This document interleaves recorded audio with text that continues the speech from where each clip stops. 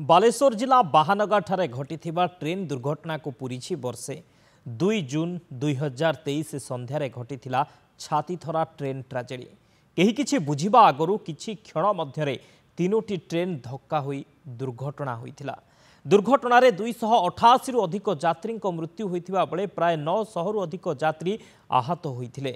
सेही काल रात्रि को पूरीछि वर्षे, हेले आज भी जीवंत अछि सेही काल रात्रिर लोम टांकुरा दृश्य। दक्षिण पूर्व रेलबाईर खड़गपुर रेल डिविजन अंतर्गत बालेश्वर जिला बाहानगाठारे संध्या 6:40 रे घटिथिला दुर्घटना। 2 नंबर ट्राक रे जाउथिबा करमंडल सुपरफास्ट एक्सप्रेस ट्रेन प्रथमे उक्त ट्राक रे थिबा एक मालबाही ट्रेन को धक्का देइथिला। एही धक्काटी एते भयंकर थिला जे अन्य एक ट्राक रे आसुथिबा जसवंतपुर हावड़ा एक्सप्रेस ट्रेन रो शेष दुईटी बगी रे बाजिथिला, जहाकी दीर्घ प्राय 1 किलोमीटर पर्यंत घोषारी हो जाइथिला। फलरे बगी उपरे चढ़ी जाइथिला। एपरिकी रेल ट्राक रु बगी छिटिकी पड़िथिबा बेले बहु यात्री सेथिरे चापी होई रही जाइथिले। एही दुर्घटना रे पाखापाखी 17टी बगी दुर्घटनाग्रस्त होइथिला। घटनास्थल में मुख्यमंत्री, प्रधानमंत्री, रेल मंत्री समेत बहु मंत्री और रेल विभाग वरिष्ठ कर्मकर्ता पहुंची।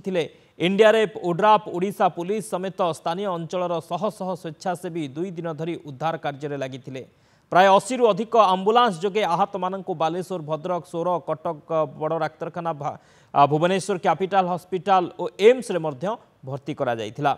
आहतों को रक्त देवाई विभिन्न डाक्तरखाना रे साधारण लोकंकर धाड़ी मध्य लागिथिला।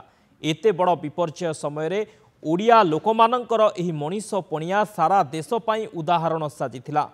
रेल दुर्घटना एते भयंकर थिला जे दीर्घ 2 मास धरी यातायात ठप होई जाइथिला।